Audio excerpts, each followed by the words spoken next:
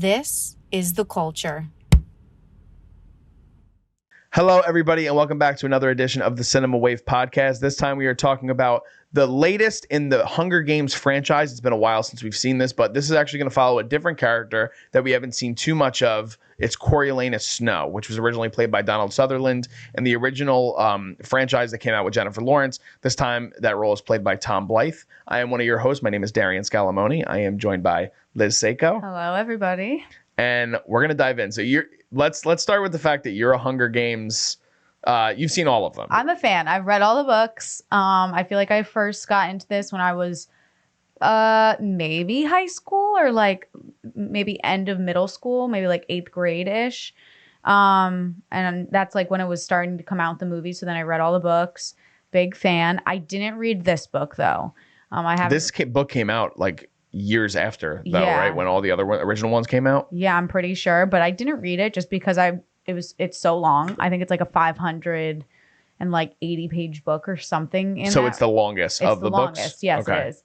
And I also feel like I just didn't really have any interest in hearing Snow's story and kind of like unvilifying him in a way. I just kind of was like, okay, no, he is a villain in my mind. I'm just going to let him be, and I don't need to see his story and kind of humanize him, in my opinion. Okay. But my first thoughts for this film is it's very entertaining in the beginning. I enjoyed it. I was hooked in very fast.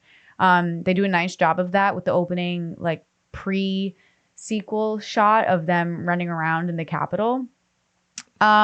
It's very long. I think that's one of my biggest notes for like a lot of films lately. This film did not need to be this long. I think they just could have restructured a lot to maybe speed it up. I think pacing at the end was an issue too. Pacing in the beginning was pretty good for me. Like I said, I was very interested, but towards the end, I was like kind of like checking on my phone and being like, oh my God, there's still 45 minutes left. Like what could there possibly be? Editing, I just feel like they could have shortened some scenes, but overall, I think the beginning was really good. I think they do a nice homage to the Hunger Games world. I think they keep that interesting perspective of watching how the games are built, especially in the earlier years, because this focuses in on the 10th annual Hunger Games. Mm-hmm. So I really enjoyed as a fan seeing how things started and where they were and kind of how the tributes were in the earlier days, and they weren't really these huge superstars. They were just kind of people that they really did pick up on the streets and were like, okay, you're going in. We're not giving you a brand new outfit. We're not feeding you food. Like they treated them kind of like animals in the beginning. And then this story, I think, really focused in a nice way on how that transition started happening, on how they now started to market the games a little bit more, which I found interesting. Yeah, I thought that I agree with a lot of the points you made. I do think that the runtime is bloated. Yeah. Unfortunately, it is. I don't know if I follow along as much as you so much with certain films this year, but I do think it is a trend. And it's interesting because I feel that, at least in terms of tent poles, I feel like the opposite is happening. At least I can think in terms of like the Marvel films. I feel like a lot of people were like, all these runtimes are bloated, and now they're cutting them dramatically. Mm-hmm. But for a movie like this, I do think that they tried to squeeze too much story into one film. And part of it is trying to hook the Hunger Games audience again and bring them in, especially to a character that's, like you said, not like talk about someone that's a fan of the novels and you don't even want to read the 4th novel because it focuses on a character you don't really give a shit about. Katniss is the heart of the Hunger Games films. So already going off the fact that Jennifer Lawrence is not in this film, and like you said, it takes place during the 10th annual Hunger Games, so it's 64 years before the first Hunger Games proper movie that came out. They had things like working against them in that way. A little bit. But I do think it was a really good strategy and surprising to me that the studio system was like, let's make $100 million Hunger Games movie. Because usually you would be like, oh, like there's already an IP invested. People care about the name Hunger Games, and you still have that beautiful like crest that you see on all the books, and you see how they bring it together with the animation, which I do think is really cool and unique to that that franchise. But there's so much within this that, like, the only character that I think gets carried over is Snow, right? Like, none of these other characters have any connection to anyone else in any of the other movies. And I will, to preface, I've only seen the first 2 Hunger Games proper movies. Yes, I know, No, I know. No, I've only seen I'm The kidding. Hunger Games, and I've seen The Hunger Games Catching Fire. So I Okay. haven't seen, excuse me, the Mockingjay films. I do want to go back eventually and rewatch them. I have heard that they're not great, not the best entries. They start to try to, they just start going a little all over the place. Well, I heard that the book also, there's only one Mockingjay book. Yeah, and they split it into 2 films. And that was during an era in which all of these big studios were trying to cut their big franchises to squeeze the most out of them. Well, they saw Harry Potter do it in the final one, and they were like, "Oh, okay. So if Harry Potter can do it, we can do it." Yeah. And it's like, I'm sorry, no, you cannot, just because Harry Potter did it. Well, a lot Harry of other Potter is on another franchises, level. a lot of other franchises too. Like I haven't seen any of the films, but I know a lot of people talk about The Hobbit as like another example of like they did not need to make that 3 movies. Like they could have made a Hobbit movie I didn't that even was know three it and a was half 3 hours. movies. Yes, I didn't even know that. It's 3 movies, and then even the Twilight. I think Twilight started following that trend too of the 2 parts for the final. Oh yeah, for the film. final one. Yeah. Yep. So some of that was an era. That was like an era It in was the a thing. 2010s. It was how could they make more money Yes. based off just one book. Yes. And yeah. Yeah. And I mean, I personally didn't hate Mockingjay being put into 2. I kind of, now when I think back on it, because I haven't seen them in a long time, I've probably seen the second one the most, because I have the opinion that the second one's the best. I think a lot of people have that opinion. Catching Fire, also. you're talking about? Yeah. Yeah, I really like Catching Fire. The first one isn't horrible. It's just kind of like stepping into the world. But I the think that second one, movie doesn't have a very good rewatch value. I think that movie gets worse with more viewing.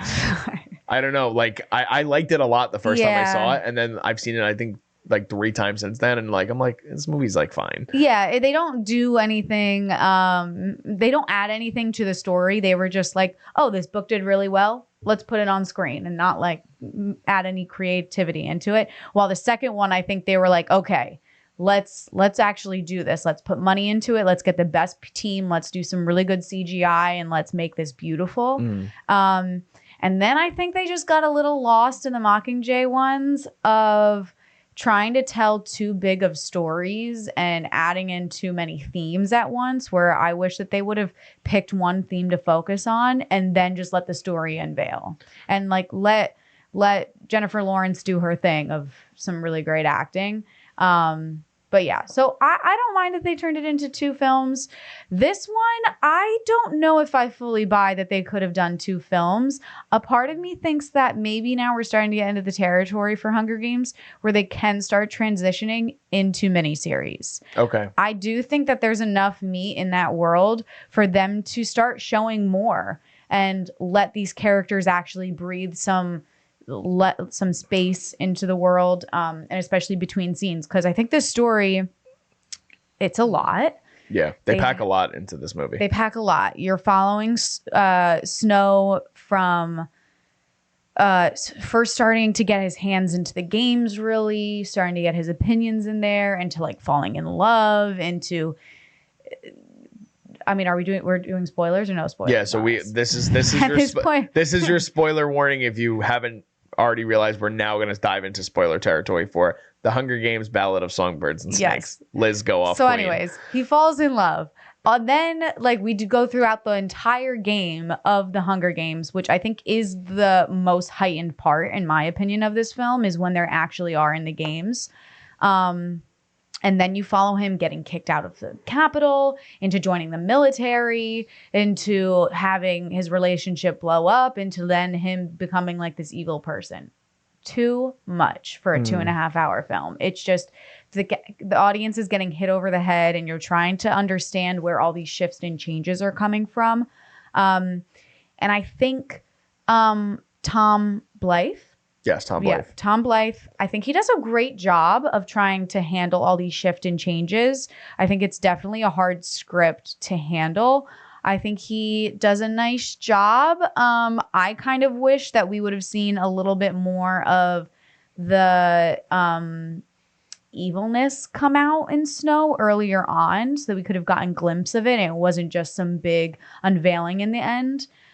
But you have a different opinion. Yeah. So what are your thoughts? I do feel similarly that I think that the movie has a bloated runtime. I do think that it feels uneven at times, and I do agree that the it's unique because I feel like a lot of movies nowadays where they do run long. Like I think even in our Killers of the Flower Moon, we talk about like the meat of the body of the movie is what runs too long. Usually that's what happens. It's like there's too much in the middle. This, they even show you on screen. They split it up into 3 parts of his life.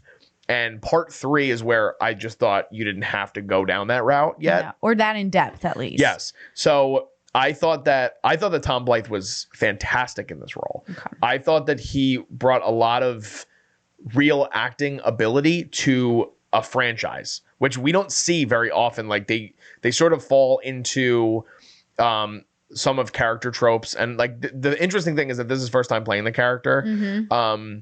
And maybe that's where the disconnect comes in too, because I feel like even in the first 2 Hunger Games proper, I don't feel a major attachment to Snow. Like I think that his character is interesting, but he's not the one that I really have much toward him as a character. See, maybe a little more in Catching Fire. Mockingjay is when it's like Katniss and him go head to head. So that is completely removed from my So that's what stratosphere. I think is missing, maybe. But Tom Blyth, I thought, did a really great job. And I disagree, like what you were saying, respectfully, of course, that...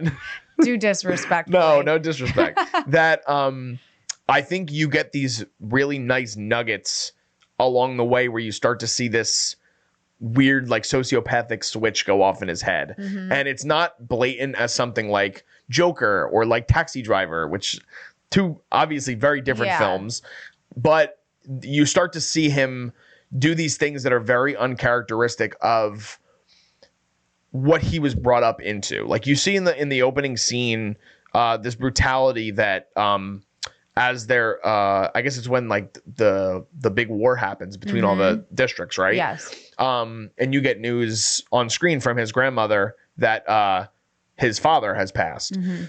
And they don't have any money and they're very poor. And May is Tom Blyth's character, who again is Coriolanus Snow, his grandmother, and his sister, who is Tigris, played by Hunter Schafer, best known for like Euphoria.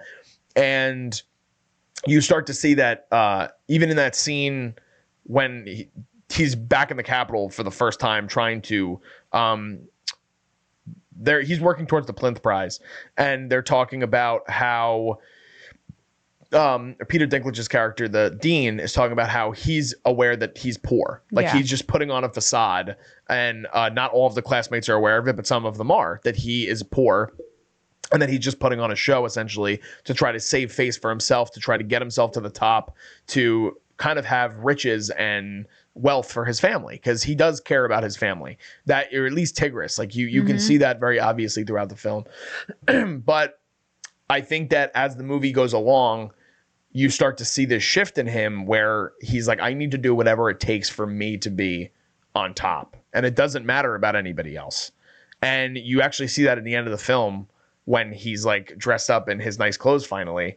And he looks at Tigris and she's like, you look like your father. Mm-hmm. And she's saying it not in a way where she's like so proud to be a sister. Yeah. She's looking at him like, we used to have this really great connection and you were a sweet soul, but now I don't know who the fuck you are anymore. I know. I think what my thing was is I wish that the event that didn't make the shoe really drop wasn't his love interest leaving him.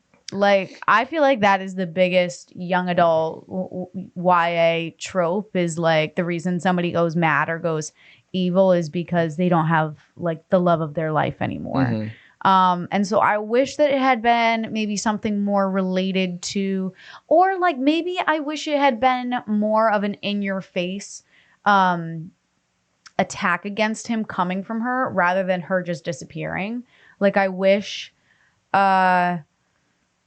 I don't know. I just didn't love that it was like she left him and then he was like, I'm gonna end the world now. He has he has like it's like a tree branch just eventually snapping. Yeah, when she all does because what she just leaves. And I think the one thing to counterpoint, I do think that it's sad that they try to hold so much of the emotional weight of his character sort of fully transitioning into evil, and so much of the weight of the story on the chemistry of these two leads. Yes. Because, and we'll get into a deeper conversation about that, but the chemistry is not great on screen. It's not steamy. Definitely not. But to, like I said, sort of counterpoint what you were saying, the first sort of sign that you get of Snow's character having that switch is when he goes to save Sejanus Plinth in the arena to try to save his own ass, and he's attacking one of the tributes. Yeah. And he doesn't need to kill that person, but he does. And he like it's shown off screen, but it's like he's wailing on this dude. Yeah. And you see sort of like something that you haven't seen from his character yet up until this point in the movie. And then he sort of doubles down on that when he talks to his sister, and he's like, I killed somebody in there. And she's the only people that know at that point that he did that were Plinth and his sister. Yes. And he's basically like, and she's like, no, and Viola Davis. Oh, yes, Viola Davis' character. But he basically doubles down and he's like, it made me feel powerful. Yeah. Like not in... Which okay, that was the point where when it turned, I was like, okay, I buy this. Like, let's see, like, does he now have like a taste for that and starts building on it? But then I just feel like his character started getting a little bit too like regretful on things and then trying to help people. And I wish that it had like once that moment had happened of him killing the young boy, then let's see it get worse and worse and worse and gradually make it more aggressive. Not go on this now roller coaster of him. Oh, I'm falling in love. Oh, I regret doing that. Oh, I don't want to do this ever again. Because I just didn't buy it at a certain point. I was sick of the up and down, and I was like just getting confused on what his motives were at the end. Okay. At least in part 3. So I totally saw his motive as his character getting to a point of superiority and trying to be this eventual version of Donald Sutherland's character. But I do think that so much of it being intertwined and baked into the relationship with Rachel Zegler's character is what sort of hurts it. Like, I don't think that, and we had talked a little bit off screen before we started recording, that a part that I'm trying to think of it from the business perspective too, because I don't know how much you get an reaction out of audience members if you end the film where like I would want to end the film. Yeah. Like I would want essentially he gets shunned from the Capitol and he winds up in District 12. And at this point, you don't know as an audience member, even though Lucy Gray Baird had won the games, you don't know where she's at. And they lock eyes and they have like an embrace. It actually is like the most chemistry on screen, and it's literally done just by them looking at each other. It's because she's singing at the time. That's when she's we'll get into the musical aspects of this film too, which are very unique and interesting. But that moment, I would have ended the film on that so that you can start, if you're going into another film or whether it's a series or however they were going to do it, a season 2, however, they start with the sort of fold that they're now in the same place. They have no barriers. They have no restrictions. They can sort of build a relationship from that. And then you can start to see how he sort of snaps. But so much of what he does throughout that doesn't have to do with her, but she's always looming in the background. Yes. And I don't think she is her character is deserving of that weight. No. I don't think there's enough baked in the relationship within the first hour and a half of that movie to then go on this journey with them in the back half of the movie. And then, like you said, have this tonal overshift of him being like, wait, like, where are you? Yeah. Like, and then he freaks, like he literally takes a machine gun and shoots into the sky. It's like a scene from like Platoon. It's like crazy. But I think the acting of him and seeing, because we were talking a little bit before too, I was like, I thought in my perspective, he had given so much to her. And so much of him was like trying to do for his family, and he finally tried to do something for himself and tried to save this girl, and because of one thing that he may or may not have said, which we're not sure really, that's a big problem too, is we're not necessarily sure what made her change. Yeah, that's my question, but I don't know if it's the script's fault or if it's her Rachel Zegler's acting. I don't know. Maybe I need to rewatch it again to see, but a part of me thinks that I think her I actually liked Rachel in the beginning. I liked her take on like, okay, she's the folk singer who's a rebellious version of Katniss, kind of.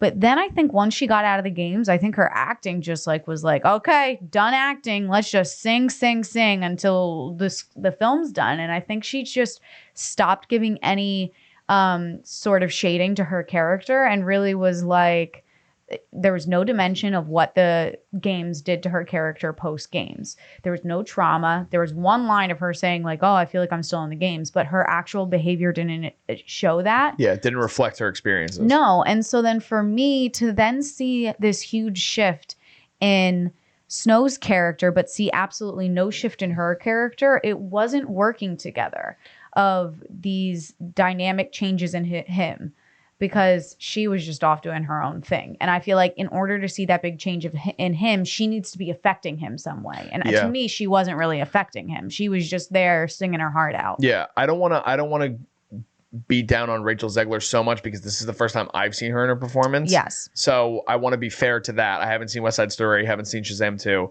but I do think that so much of, maybe this is just me projecting, I guess, but so much of what you feel about that character might be a result of her not being a good enough scene partner to handle the weight of the situation, which I think is sad because I do, like, you're a very nuanced, you view acting in a very nuanced way because you are an actor. Yeah. And you see it from that perspective.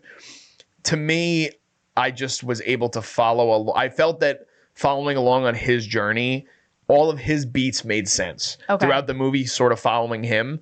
And that's why I think the Lucy Gray scenes felt the most weightless, because there's nothing in there and they're forcing this relationship on you with these two characters. And I was actually hoping early on that it wasn't, and I should have realized, like, even from watching the trailer or seeing like the first look image they had of her like laying on him, that it's like love story. But I was hoping when he first delivers her the handkerchief, I think it's the handkerchief and the palette, right? Like it's like a that has like the poison in it. Yes, the rat poison. Like she goes in to kiss him and he stops her. Yeah. And I was like, good. I don't want a romantic angle. Like, not every single, it's similar to what we talked about in like Holdovers, but very different movies. Yes. Where Holdovers, I loved that. I do think that this, though, because it's a young adult, yes, they're gonna give that I get romance. it. I do. I get it. They're gonna do it. And again, maybe it feels better if you get that romance when it's earned in a second movie. But what I was going to say was, if you end this movie on just this glance that they're having where he's in the military, and it sort of leaves it, it definitely opens it up for a sequel, but it does it in a better way. I feel like it doesn't feel like at the end of this movie, he is a fully formed Snow. He's a young Snow, but he's a fully formed Coriolanus Snow. And you even get, right before the credits roll, you get a narrative off-screen, like post-stinger of Donald Sutherland talking in one of the Hunger Games films. But the inevitability is that in this industry, if this movie makes enough money to profit, they're going to make another movie. Keep going with it. So I would rather them be more faithful to trying to fill out the story in a proper way, leading into a sequel organically, than trying to force so much into this one story. And that, to me, along with the chemistry issues and the tonal unevenness that comes throughout, that's what bothers me, is because I thought that this, we'll get to scores obviously later, but this movie could have been higher on my list if they fixed some things in terms of runtime and just making a firm stand. Yeah, making a firm stand that we're going to end this movie leading into something else. And if you guys like this, there's going to be more coming. Yeah, like end it on a high note. Because I do think the part 1 and part 2 of it, the game part, I was very invested in. I was like, okay, we're back in Hunger Games. Like, let's see what they have up their sleeves. And literally once they left the arena was when it just slowly started going down and down and down and losing momentum too. I think they really had great pacing going on. And then all of a sudden it was like, let's stop. One thing I do find interesting, though, I don't know if you saw this, that the director, Francis Lawrence, he's come out and said that he regrets doing Mockingjay as 2 different films. I did not see this. He's come out and said that he regrets it. He wishes he had just powered through and made it a longer film and put everything together, because he thinks he missed that momentum that the 2 films would have had together. So I wonder if he would have done this. I wonder if he was like scared to put this one into 2 because he didn't want to regret it again. Yeah, I think that's a fair point. I mean, the thing that I've heard, and again, I haven't read the books, haven't seen the movies, I've heard that the Mockingjay novel it's like it's the least dense. Like, I mean, the first book is a pretty easy read, but I feel like there's so much in Catching Fire, and they do a good job of portraying that on screen with Mockingjay. Mm-hmm. I don't know if there was enough for like how long is each movie? Do you like here? I'll double check. I mean, I don't know off the top of my head, but I want to say that they're maybe like either under 2 hours or just 2 hours. Okay, so part 1 is 2 hours and 3 minutes. Yeah. And part 2 is 2 hours and 17 minutes, which is still a pretty decent runtime. Like 2 hours and 17 minutes is kind of a long movie. But I mean, so you're squeezing 4.5 hours into those two movies. But then, okay, so like for him personally, I feel like Mockingjay 1 and Mockingjay 2 kind of blur together a little bit, and I don't really remember where one ends and one begins. I feel like I've heard that before. So I understand what he means by I could have just kept the momentum going and cut some things out. Because I think the reason they blur so much is they have the same tone. They have the same environment. It's very military, trying to go to war and start like a new world almost. Okay. And so I see what he could have just cut out a lot of the middle parts. But at the same time, by doing 2 films, he really then let these characters be their own people and give full life to some of their roles. I mean, I'm pretty sure, isn't Mockingjay Part 2 the last film that Philip Seymour Hoffman ever did? Well, I know that, so he didn't finish his film, but I don't know if they filmed them back to back, similar to like I don't remember the Avengers films, but I know that it was the last thing he had done because they had to finish with CGI. Yes. For his role. So I do know that. And so like for me, I don't think his character would have had such an arc or such a big presence if they shoved it into one film rather than 2, because he probably then would have just had a quick 1-minute scene just to show his purpose, and then they would have had to get back to like plot rather than letting these characters develop. Yeah. If he had done one. So I mean, I don't know. Is that why you think you'd rather trend towards the television direction, because you feel like if you do this in a 6 to 8 episode series, you give more to the characters? Oh yeah, because I feel like, okay, if they did this in a series, they could have had one episode solely giving you more background on like where we are in history. Because I was kind of even like, so wait, who are these kids that are now becoming what were they? These big roles in the Capitol you're talking about? Yeah, like who are these kids that are like trying to get like this scholarship? I was like, what are we doing right now? Also, not to cut you off, but they do a really good job of trying to establish what that universe is, and then they kill off the students like that. Yes. Which I was really taken aback by, because it's also not just one of them. No, there's like multiple. 4 deaths like right away of like these like very premier children in the Capitol. Yeah. And it's basically treated like it's nothing. So if it was in a miniseries and they have these deaths, these dramatic deaths of these powerful, rich children happening, what is that like in the districts? What is that like in the Capitol? What are the people around them? Are people revolting? Are people upset? Are people in the district happy that these kids got killed? Like, I would have liked to have seen more of the aftermath. Just like I kind of wish that they would have shown more of the aftermath of like some of these some of the kids that are like on the richer side. This is their first time even probably speaking to some of these district kids. So it's like, what are their thoughts on this? Do some of them form friendship and relationships? Do any of them change? I also think that they weren't able to give a lot of screen time and let the audience get to know any of the other tributes. Yeah, besides Lucy Gray. Yeah, exactly. All the other people, it was just kind of like, okay, here's like a typical stereotype for you to just like take with and run. And I feel like in the past seasons, they've been able to really past movies, you mean? Yeah, in the past films, they've actually like some of the side characters I've loved more than like Katniss before, and I've been like, oh my god, I don't want that person to like die, but they're gonna. And I don't know, maybe it's because I've read the books. So like you have a more established relationship with the characters. Yeah, because I don't personally. So the first film, I mean, Rue obviously has a big role, huge role, and I do think you miss out on that element of the story. Like, I don't know if they tried to do that with Jessup, but I didn't feel I mean, he tried to protect her, but that's doesn't give enough for you to really care about his character, unfortunately, when he passes. No, but like they could have shown some history on him. Like, so if they didn't I liked Reaper. I thought Reaper's moment. Interesting yeah. I actually have it in my notes. I loved his scene. The actor, I want to give him a shout out because I thought he did such a great job with not having a lot. Dimitri Abold is the guy that plays Reaper. Yeah, you have it in the notes. I do. And the scene where he rips down the banner. And they're all like, he took down the banner. That's like a powerful scene. And that would play more into even giving you, like, if you understand the real relationship with what the Capitol is and Capitol politics and what that means to them. And then you see a scene like that play out, it might hit other people more, like the way it might have hit me.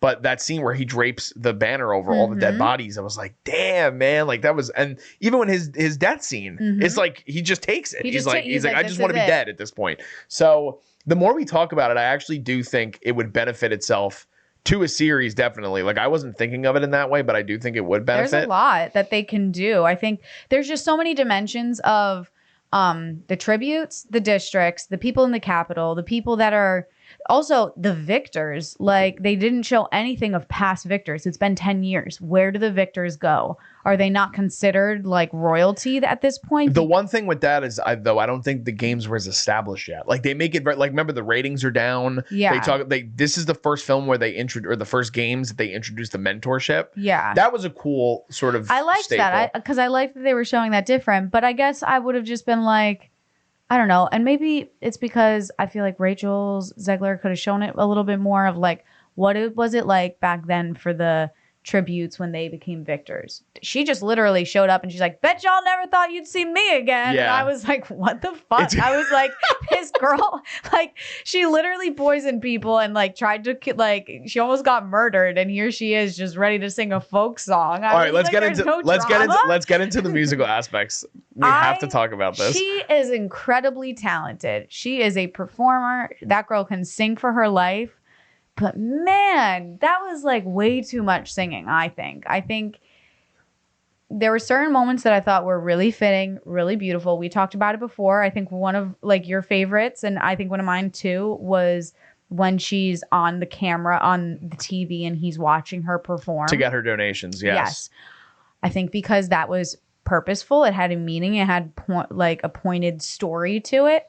But some of these other songs, like they went way too long. They could have cut 45 seconds to a minute off of each song. And I haven't seen her in anything else. I didn't get to see her in West Side Story. So this is more of a question toward you. Okay. Do you think that she is now shoehorning herself into a dangerous position? And this is only like 2 major roles. Think about it. Like, and she has Snow White upcoming, which already has a shit ton of controversy around it because of her comments.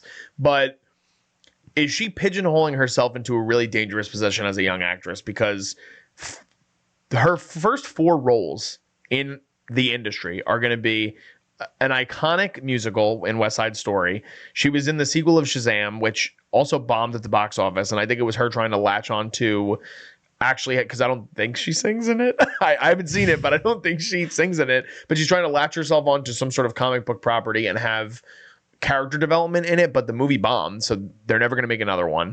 And then now you have Hunger Games, which a really good IP, an IP in which the film doesn't cost that much money, where you can sort of see her character returning to this role. And now she's singing all the time, and now she's doing fucking Snow White. Is she in trouble? I want your opinion because I'm very curious, and like your viewpoint of her as an actress so far, because you did see West Side Story. Where you stand with her. I don't think she will ever step into the world of Oscar-winning actress. I don't think. And she has a Golden Globe. I know. Not that those hold the same weight. I don't think she'll ever. I mean, I don't want to say ever because who knows? Maybe she'll get a really good acting teacher one day and just step into the shoes and really start owning it. But I think, I think she's starting to pin her like. I don't know, because singing to me, that's her strong suit. I think the most interesting is when she's actually singing. That's when she can put the most emotion into her words. I liked her in West Side Story.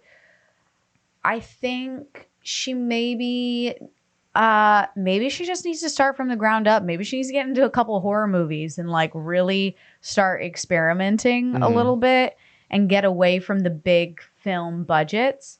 I actually think the superhero like Marvel maybe world would be good for her because that doesn't take incredible acting skills. You just kind of need to have a stage presence, and she definitely does have a sage presence. Yes, like, she has like an it factor to her. Yeah, yeah. Like sure. my eyes are drawn to her on the camera. I think that she knows how to put energy out there. I don't think she's that great on one-on-one scene work, and that's why I think the scenes between her and Tom Blyth fell flat a little bit, just because she's not giving so much energy to him.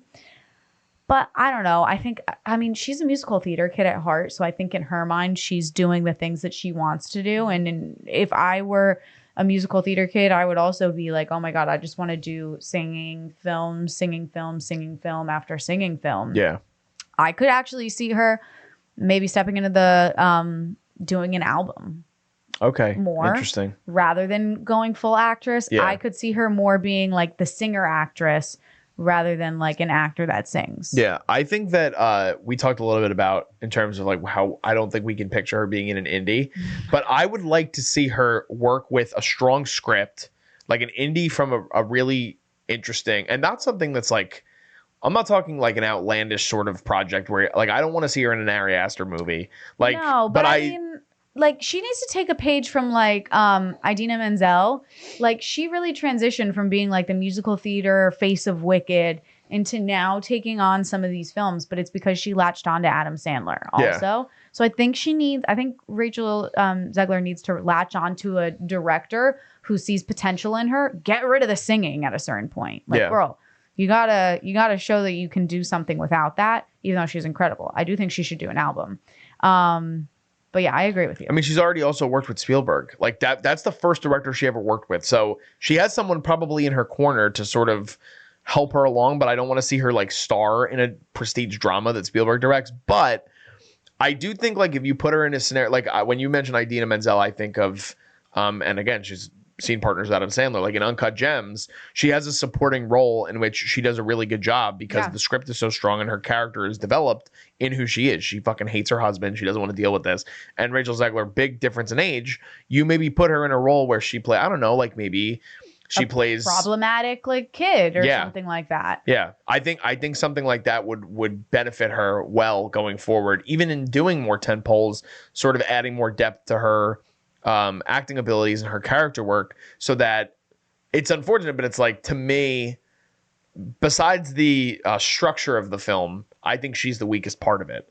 And I don't like, she's green, but at the same time, when you're leading a movie with Hunger Games in the title and you're leading Snow White and the Seven Dwarfs live action, like there's a lot that comes with that. And now she's going to be acting opposite Gal Gadot, who I don't think she's a fine actress, but she latched on though to that. She's Wonder Woman, right? Yeah, she's Wonder Woman. Yeah. I think she like latched on to one of those films and then was just kind of like, okay, I can just kind of be who I am on like a regular basis, and I don't have to necessarily work hard to get a big paycheck.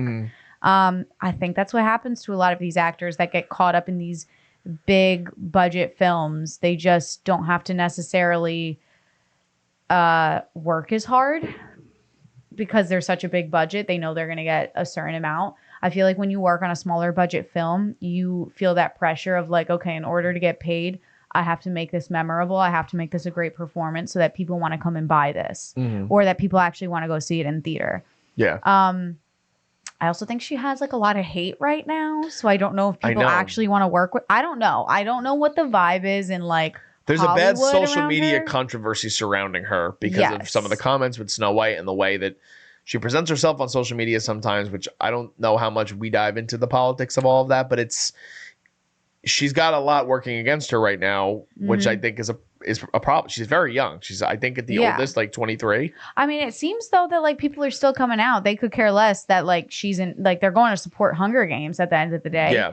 But I don't know if she started delving into that world of indie films, I don't know if people would pay the $20 to go to the movie theaters to see a film with just her leading it with nothing else bringing you in. That's why I think she needs to do like a supporting turn in an indie. Like I don't want her leading an indie feature. At least not right now. We need to see more of her in terms of acting ability, I Yeah. think. I mean, even like we talked a little bit about this, but like I thought that her accent, and she's an American, but she's doing a Southern accent. She's like a gypsy sort of character in the film, and the accent goes in and out quite a bit.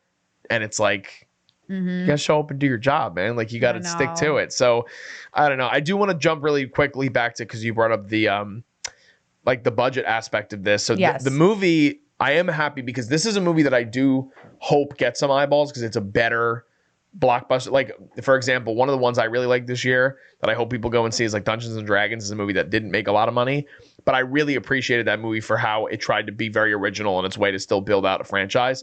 Hunger Games was established in the movie verse already, but like I said, they made it on $100 million budget. It made $44 million domestic opening weekend, which isn't bad, but it's at $99 million global. So it really only needs to make another probably 40 to 50 to break even. Yep. I hope that it sort of goes past that because I do want to see more with these characters.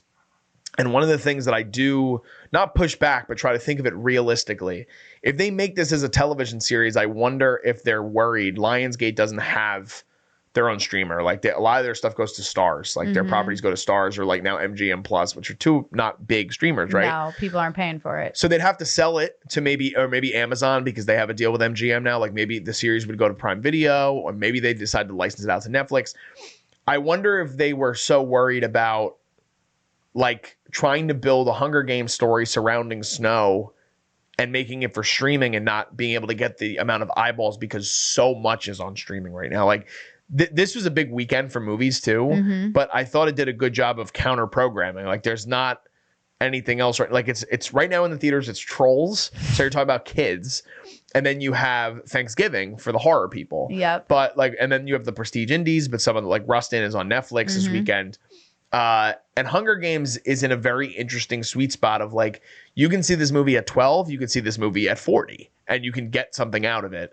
So I do wonder if that was part of their worry, is that if they pivoted to TV, they were worried about a battle for eyeballs and they're trying to sort of capitalize in the movie space again. Maybe Lionsgate's trying to recoup from COVID. I don't know how much they might have lost from COVID or anything. Because I do think also if they were to step into the television world, they've got to have a big budget, because if they're going to do series, they need to keep the quality up and they have to make it like these gorgeous costumes, this incredible production design, because if you have like a shitty Hunger Games, people are bouncing. Yeah, and you have to think, are you able to get, and we should dive into these characters that we haven't talked a lot about the supporting cast, but do you get a Viola Davis and a Peter Dinklage if you're on TV? You don't. I argue you probably don't. You probably get one of them maybe.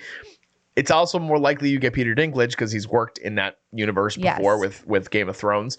And Viola Davis has signed up for certain things. I mean, she played Michelle Obama in The First Lady on Showtime, but Showtime works with very big budgets. That was an anthology series. Viola Davis, How to Get Away with Murder. I mean, she that's stuck true. with that for a long time. But that was before, and she won an Emmy, I think, for that show. She did. But that was a little bit before she reached that, like, that other level. Like, she incredibly talented always. Yeah. But a different level of, like, prestige actress now. Like, that once she won the Academy Award for Fences, it's like off to the races. Well, you can fund a whole movie around Viola Davis. Of course you can. But I think now she's just really taking roles that she personally is like, okay, either this is challenging to me or this is something that I haven't done before, which I think is this Hunger Games, because I think she hasn't really stepped into this like fantastical, evil, over the top character yet. At least I don't remember her being something to this extent.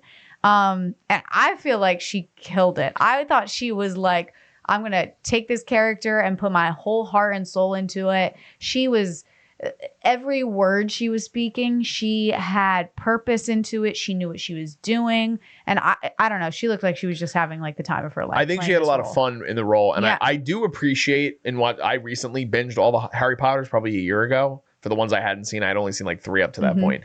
But I really like how they put these really great actors in these like professor roles and they give them a lot of room to shine. I think she's really good in the movie. I wanted to see more.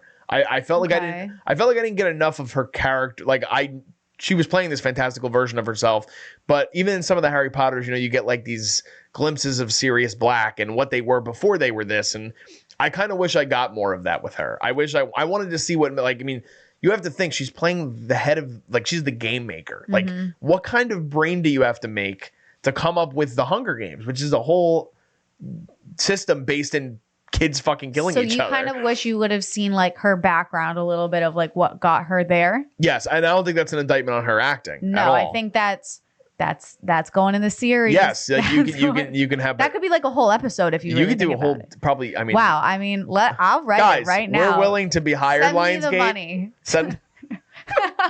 Send Liz all the money. She's got the fan perspective. I'll come in. I'll try to tweak my wording. Yeah, a little bit. We'll make it happen. But and then so Viola Davis does a good job. She plays Dr. Volumnia Gaul. And then so Peter Dinklage. This makes me sad. I said this too. I really like Peter Dinklage as an actor. I think he is fantastic as Tyrion Lannister on Game of Thrones. Yep. I'm so fucking sick of seeing this guy play a drunk. I feel like I see it in everything I see him in now. Or he's either a drunk or he's like a recluse writer who like is now drinking to like try to salvage his life. Like this guy has depth. He's a good actor. And I want to see him. Like I like him in a movie like this because I do think him attaching himself to a franchise and playing that professor role it's smart. It is. And I think he lends himself to it because he can also blend himself within an ensemble, which you can see in Thrones. I actually thought he was really underrated. I know you probably haven't seen this movie, but he's the villain in one of the X-Men movies. And I think he does a really good job with, again, not a lot to work with on the page, but his character, I think he does a good job. This, I was so bored, like watching him the whole time. And even his, spoiler alert, we've talked about the movie at length at this point already, obviously. His death scene sucks. And it's the end of the movie. And I thought it was talk about like what you don't want to end the movie on. Yeah, like what? I just, it wasn't needed. There wasn't enough built in with High Bottom's character and Snow, even though he's like, me and your father were best friends. There's nothing built in where you care about his death. No, or leads like Snow to actually care enough to kill him. Yeah. I was like, wait, where is this correlation that you have to kill this man to get high? I mean, I guess I get Well, he puts it, but they also put it in fucking 2 minutes of dialogue right before he dies. I know. He's like, I built the Hunger Games with your father, and then he took all the credit, and now I'm dead. And it's like, what the fuck just happened? Like, why does the movie end there? Yeah. Like, that's stupid to me. It's bad writing. And it goes back to, unfortunately, trying to cram so much into one film. Mm-hmm. And I think it hurt. Like, it probably goes down a whole number grade for me because of that. Like, it leads to so many tonal shifts that you don't need, and there's drama where it's not supposed to be. And I really love Jason Schwartzman's character in the film, and he's like the comedic relief. But you're getting this tonal whiplash at times in the movie because you're not supposed to understand what you're feeling for any of these characters, let alone, I mean, again, like Lucy Gray is kind of all over the place. But do we trust her? Do we not trust her? What do we want her to live? Do we want her to die? Let's talk a little bit about the scene where the shift happens. Okay. So when they're like walking through at the end, they're running away together. Yes. Yeah. So do you set the scene and let me know what you thought about that whole sequence, because there are parts of it that I like, and then there's other parts where I'm like, this is stupid and this doesn't fit what I'm supposed to be feeling. Yeah. So the whole running away from me to begin with is shaky because we start off the whole running away sequence by first her finding out that he wasn't going to run away with her, that he was going to go back to the Capitol because he talked to her, Hunter Schafer's character, like through that weird like FaceTime thing. So like right off the bat, I feel like she doesn't trust him kind of because she's like, okay, so you weren't going to run away with me. Which leads me to his character again. I'm like, what are his motives? Does he want to go back to the Capitol or does he want to stay with this girl? Like, choose, bruh.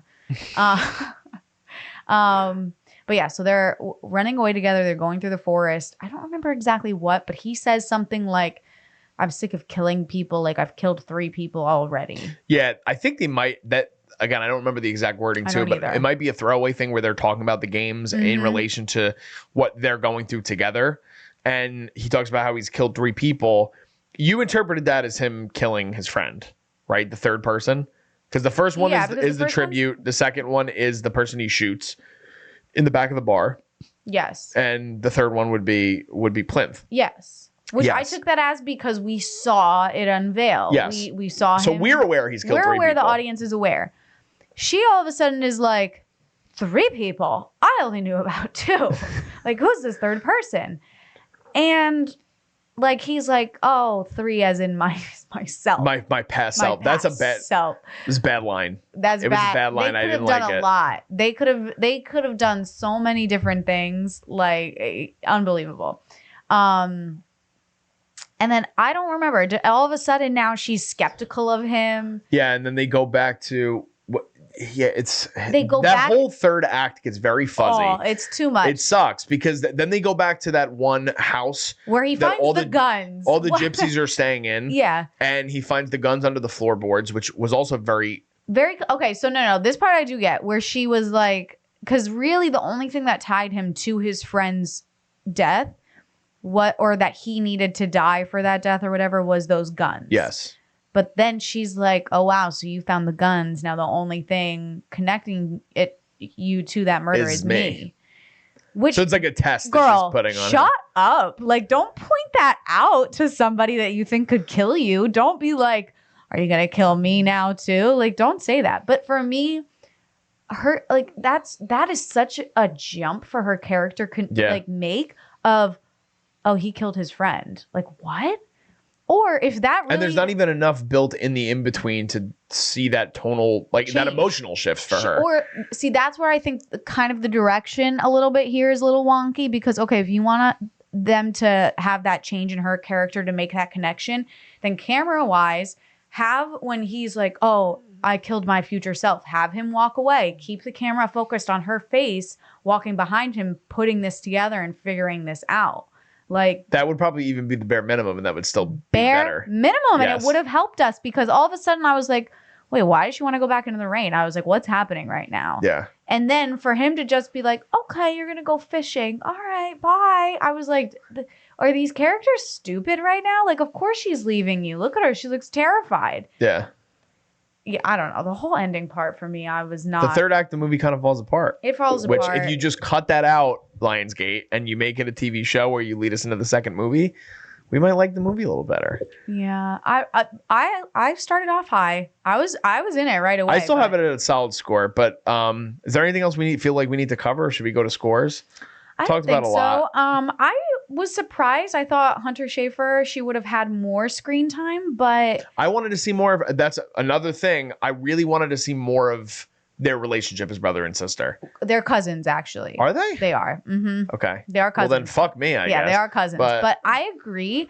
I actually thought that she embodied the future of the Capitol very well. And like those characters that have this over-the-top outfits on and kind of more softer spoken. So I really liked what she was doing. I just wish that there was more depth or more of a change or storyline, because I like what she did at the end of saying like, oh, you look like your father. Yeah. I wish there would have been more screen time for us to see her character's reaction to these events going on in her cousin's life. Yeah, I agree. But I like Hunter Schafer. I think she's a good upcoming actress. This, I think, is her first film credit, actually. Is it? First or second, maybe? She's got some stuff in the can, so maybe it just hasn't come out yet. Maybe. Josh Andres Rivera, quickly, too. I think I've heard a lot. He's another one that was in West Side Story, wasn't he? He played one of the sharks. I think so. Yeah, so he's interesting in this movie. I think some things work. I think some things don't work. I'm very interested to see, because he just got cast as Aaron Hernandez in the first season of American Sports Story, like from Ryan Murphy. Okay. You might not know anything about that, but that's going to be a very serious acting challenge. Okay. Because he's a football player that murdered people. Well, I know his story. Yeah, so I think that, I hope it's not done in a Ryan Murphy-ish way. I was just going to say. I want Ryan Murphy, American Crime Story Season 1. Give me that. I was going to say, like, what tone is he taking? Is he taking, like, over-the-top murder? Or is he going to do more of, like, what didn't he do Versace? Yeah. Which I liked that one. Did you? I liked Versace, but I think OJ personally is like in my top 15 seasons of television. Wow, okay. Like I love that Sarah first season. Paulson though is just like chef's kiss fucking Sterling K. Brown too is fantastic. True. Courtney B. Vance won an Emmy, fantastic in it. The only one that doesn't hold his weight to me is Travolta. But he even got like an Emmy for it.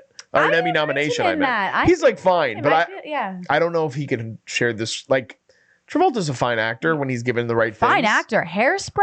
Are you kidding Well, me? yes. Come on, we're That talking is about like the cream of the crop. we're talking about a cinematic icon as Tracy Turnblad's mother. But I do love Hairspray though. yes, Like, I do too. No shade, I legit love it. But I do think him sharing the screen with, I think the other acting talents sometimes overshadow him in that, and it hurts. A little bit, his but ability. I think he held his own. Yeah. Like I think he stood on his own 2 feet. He wasn't too bad, Not but too bad. hopefully he does. I didn't know that they were doing that, but Yeah. hopefully it's good. Yeah. So, all right, let's give scores. So, I thought about it a lot. I have it in the 7s. Oh. So I'm probably higher than you, You maybe. are. Yeah. Wow. I'm gonna go. No, 7 to me is like a solid movie. Okay. Like, I have it at a 7.3, and the IMDb rating is 7.2. So I'm right there. You're there. I'm like right there with it. I was starting. So this film, when I first started watching it, I was like, "This is gonna be an 8." I was like, "Oh yeah, I feel this." Dropped down to a 6.5 for me. Wow. All right. So Yeah. a whole point and a half for you. That 6.5 part I is still solid, I feel like, though. For It's not a bad movie. Yeah. I don't think it is. I think there's a lot to like in this movie. lot to like. I think it's beautifully shot, except the ending. The Yeah. ending for me, story wise, even acting wise, pacing wise, film wise, is just thumbs down. Yeah. Editors, if you're watching this, try to cater to Liz's needs, because if you cut out 25 to 30 minutes of that back half, you get an 8. You get an 8. And that's the best I'm endorsement you coming can for all get. the editors this year. We got to speed this shit up, people. My God, we got lots of other things to talk about. So editors, start chopping your fucking movies. All right, so that's going to do it for our review of The Hunger Games: Ballad of Songbirds and Snakes. You guys can see it in theaters right now. Again, it's doing decent at the box office, but please go and see these movies. It's important to the theater system. We want to keep these theaters in business. Make sure you see your smaller indie things as well. We love talking about those. If you guys don't already, follow us at Cinema Wave Media on Instagram. We're also on TikTok. We're on Facebook. And you guys can also follow us at _Culture Wave Media. We're on Instagram there as well. Be sure to like and subscribe to our channel. Just signing off, I am Darian Scalamoni. I am Liz Seiko. And we'll see you guys next time.